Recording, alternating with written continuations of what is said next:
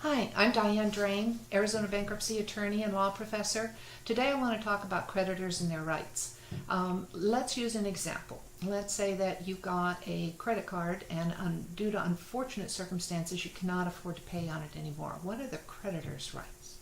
Well, the creditor has the right to ask for payment, and if they're not paid, then they may choose to either sue or they may assign that debt off to a third party.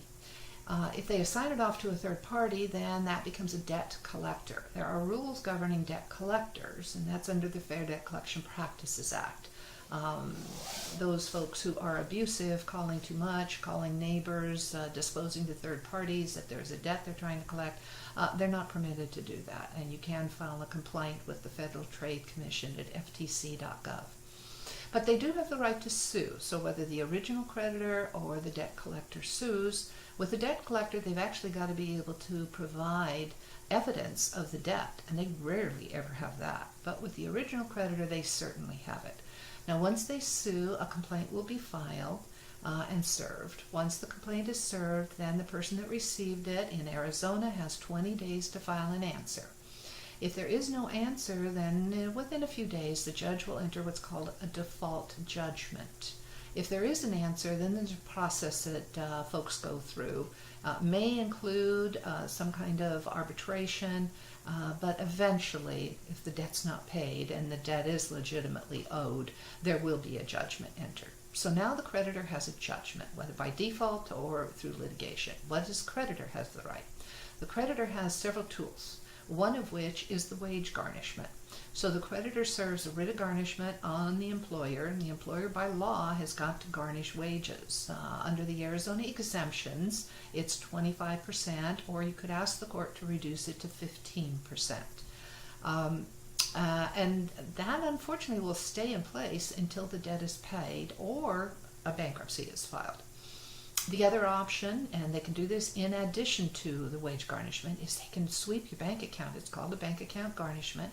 So without any notice to you, they've served a writ on your bank. Your bank now freezes everything that's in your account with the exception of, back to the Arizona exemptions, $300 in the bank account, one single bank account per person.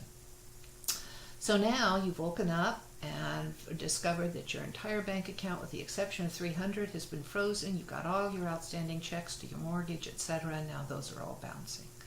Another option for the creditor is to have what's called a debtor's exam. That means they bring you in to ask you questions about the things you own, the assets, the types of assets, the value of those assets. They will be going through what are called the exemptions. I have another video here on Arizona exemptions, so you might take a look at that and I'll explain it in detail. But whatever you own that's not on that list, they have the right to take.